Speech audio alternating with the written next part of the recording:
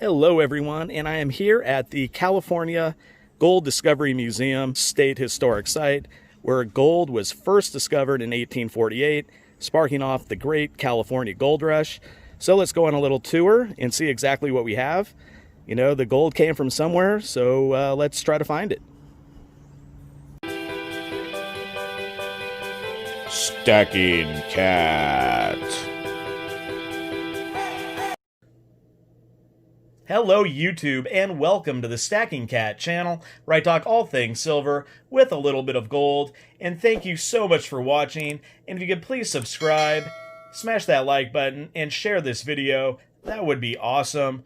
Alright, so I have a few things here out on the table, and as you saw in the little intro, I was out at the Marshall Gold Discovery State Historic Park, right in the heart of California gold country. I was able to go visit and do a few things, take some videos and kind of vlog my experience, and I also took a trip down to Placerville Coin and Bullion, because if you're going to go up to gold country, you have to come back with some gold. Alright, here we are at the entrance. I'm going to walk on down to the gold discovery site. They have a few displays. They have an old replica of the sawmill that Sutter ran. And go check out the gold mining camp back from the California Gold Rush, 1848, 1849-ish. Map of where we'll be going, and let's head on down there.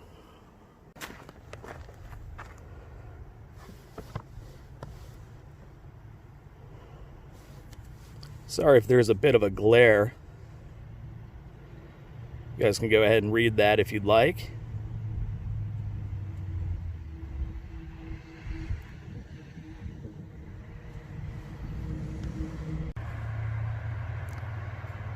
And we have a plaque dedicated to James Wilson, a Marshall in Coloma Valley. Of course, James Marshall is the one who discovered the gold. This is dedicated January 24th of 1998.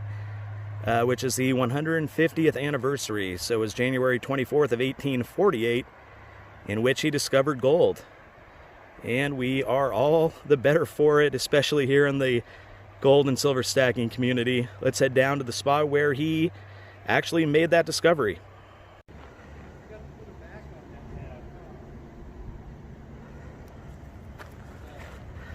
All right, I hope the glare is not too much. I'm walking up to the replica sawmill.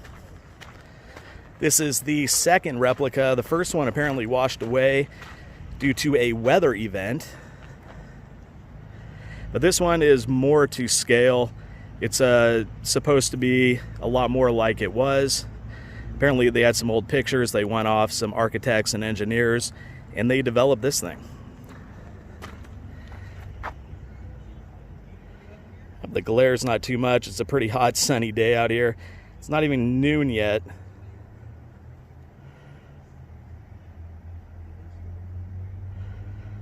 Little of the inner workings on how it goes, how it works. Let's kind of walk around.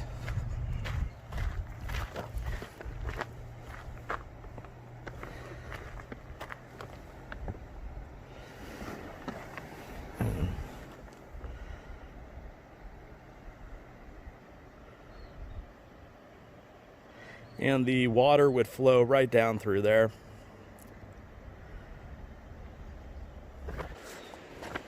There's a good view of the sawmill.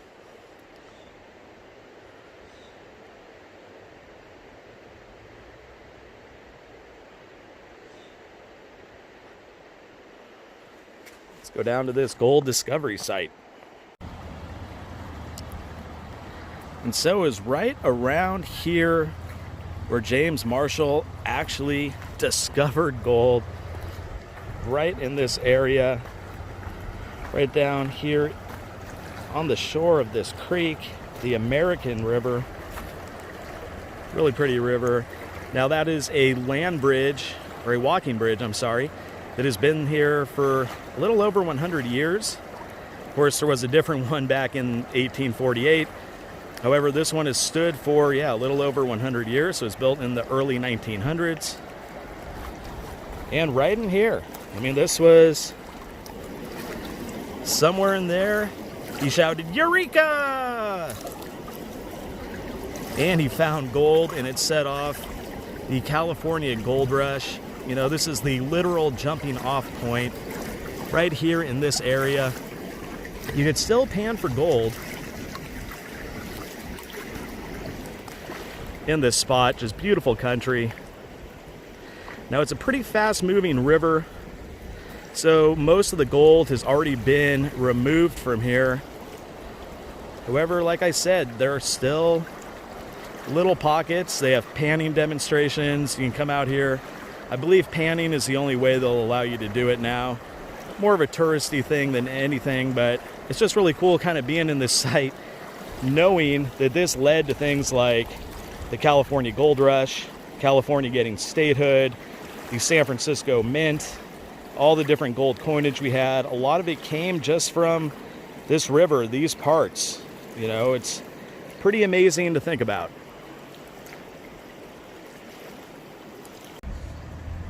Beautiful day.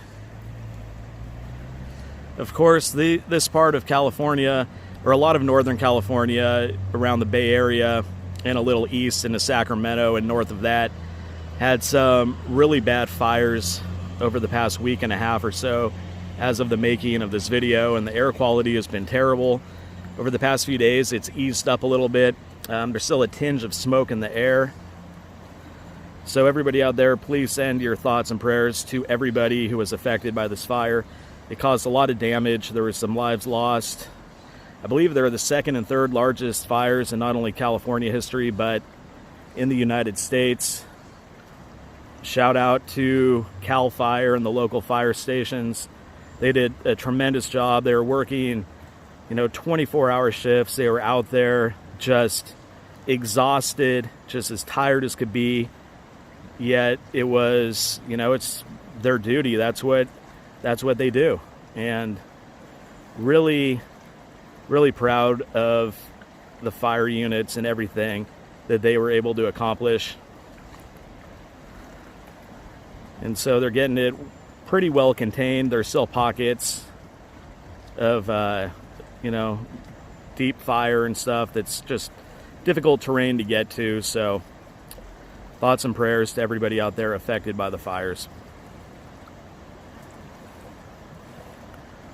We just saw a rafter go by. It's a pretty large river system. The American River goes through Sacramento. We're about 20 to 30 miles northeast of Sacramento, so.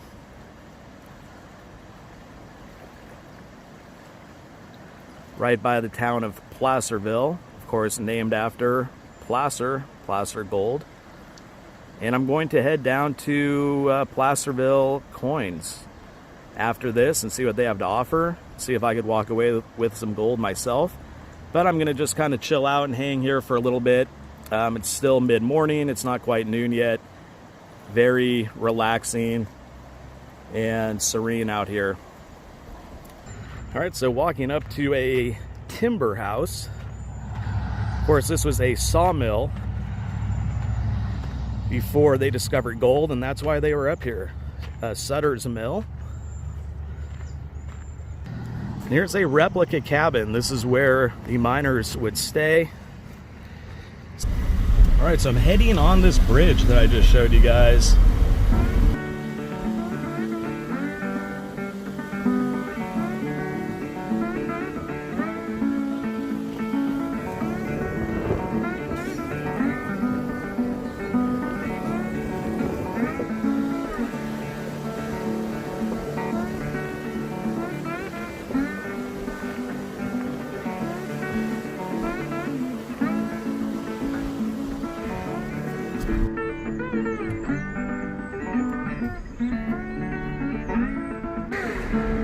Here we have the Blacksmithing and Horseshoeing house where they do demonstrations. They're smithing in there as we speak.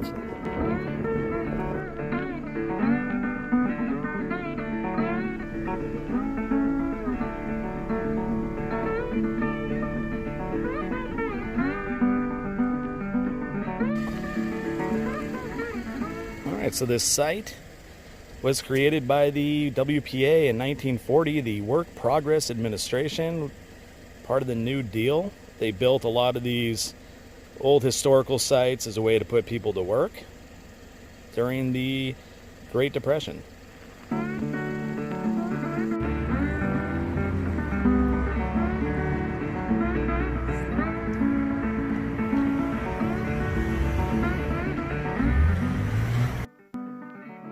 And so that was the exterior to Placerville Coin and Bullion.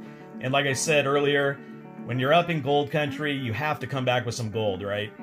It's almost like a mandatory thing. When in Rome, it's Placerville of all places. It's literally named after gold. So there was a few things I was looking for. I was hoping for an American Gold Eagle, a 1/4 ounce. They were out, and that just seems to be what's happening as of late, at least in the past few weeks or even months. And I figured since I was up there, I had to get something that was appropriate and kind of fit with the theme. And so I got another Liberty Head. It's a $5 Liberty Head, once again, 1881. Looks to be in really good condition. Like I said, they were all out of the 1/4 ounce American Gold Eagles.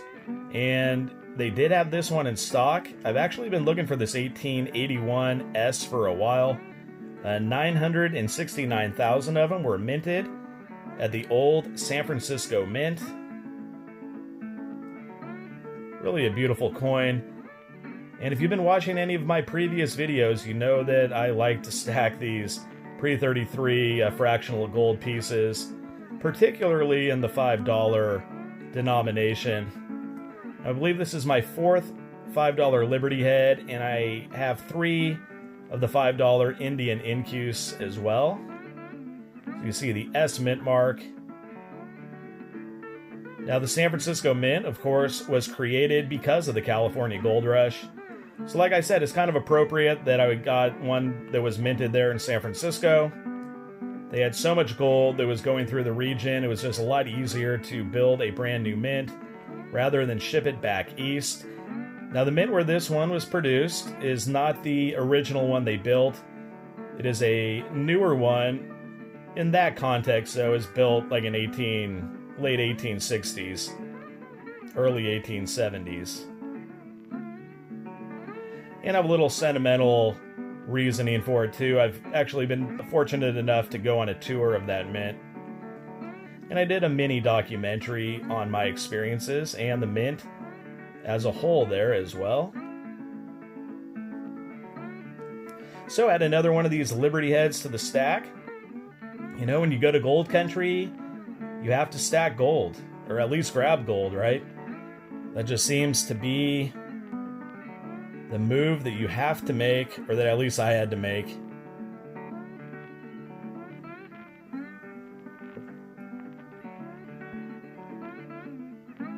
So just another beautiful $5 Liberty Head, 1881S.